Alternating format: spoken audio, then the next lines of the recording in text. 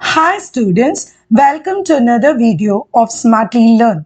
In this video, let's find the solution for the 10th question in exercise 4.2. If A is a square matrix satisfying the condition A into A dash is I, that is the identity matrix, write the value of determinants of A.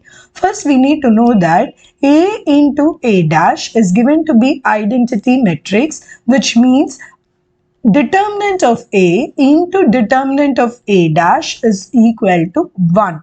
Now, we need to know that determinant of A and determinant of A dash is the same. So, we can essentially rewrite this as determinant of A the whole squared is equal to 1.